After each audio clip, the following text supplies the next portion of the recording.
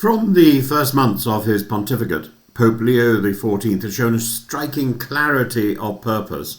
His reforms do not gesture at fashionable abstractions, they are directed instead at concrete problems that bruise lives and weaken institutions. And if there is a single thread moving through these early decisions, it is his refusal to construct a paper tiger to fight.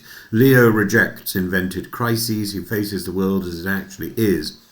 One of his clearest early moves lay in the technical but symbolically significant correction to Vatican City law. Pope Francis' appointment of Sister Raffaella Petrini in 2023 as the first woman ever to lead the Vatican City state administration created an unintended legal contradiction. The law still required that the president of the administration is a cardinal. Rather than ignore the inconsistency or quietly sidestep it, Leo has amended the statute. He did so not with fanfare, but with sober recognition that governance is service and that the Church must adapt its legal structures to its own decisions.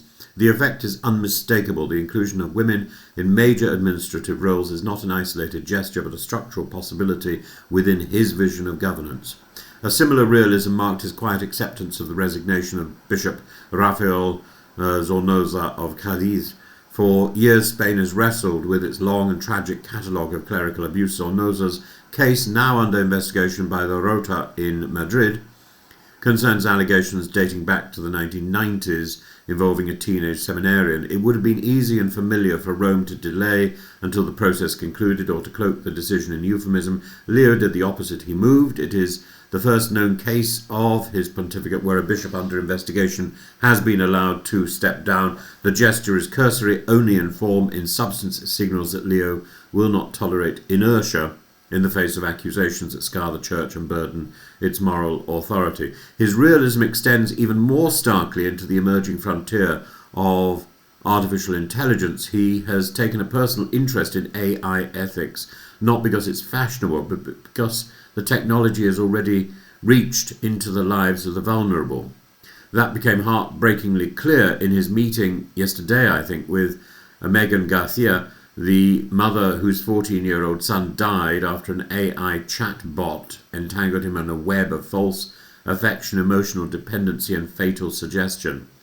She described discovering messages in which a machine simulating intimacy pleaded with him to come home, promising exclusive devotion and urging the fantasy of leaving his body behind. Her son died believing he was loved by a fiction meticulously calibrated to his vulnerabilities. That encounter has shaped Leo's language. He's warned that AI systems can form bonds with minors without empathy, responsibility, or moral comprehension. He cautions that children are now particularly vulnerable to manipulation through AI algorithms and reminds policymakers that ethics principles are hollow unless accompanied by vigilant daily guidance from adults who understand the risks. Leo speaks about this with the seriousness of a pastor who has seen what happens when institutions pretend the problem is smaller than it is.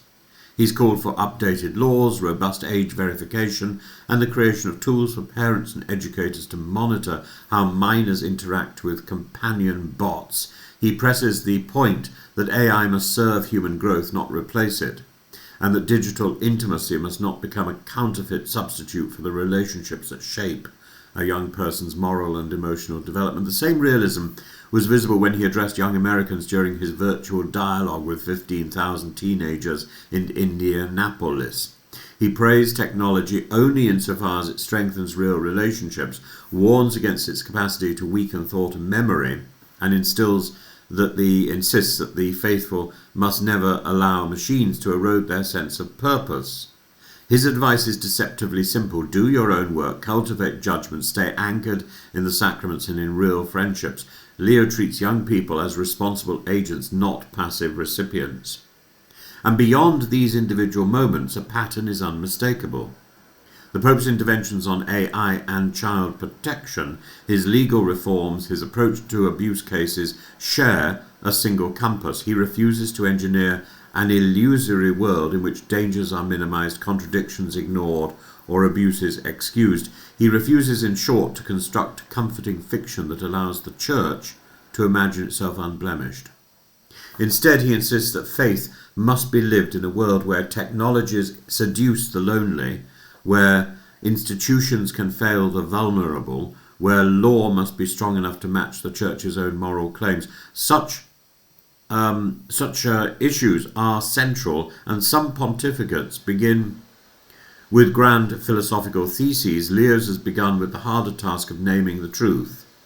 He dismantles paper tigers not because they are unhelpful, but because they distract from the real threats: the exploitation of minors, the degradation of moral authority through addictive technology, the corrosion of trust through clerical misconduct, and the quiet inconsistencies that signal institutional complacency. In Pope Leo XIV, we see a pastor unwilling to hide behind sentimentality or nostalgia. His mission, at least so far, is unmistakable. It is to confront the world as it stands, not as it once was, nor as some might wish it to be. It is to rebuild the Church's credibility through candour, responsibility, and a studied refusal to retreat into wishful thinking. In a time when many leaders prefer the shelter of invented reality, Leo's clarity is bracing. He faces the reality in front of him, and he expects the Church to do the same.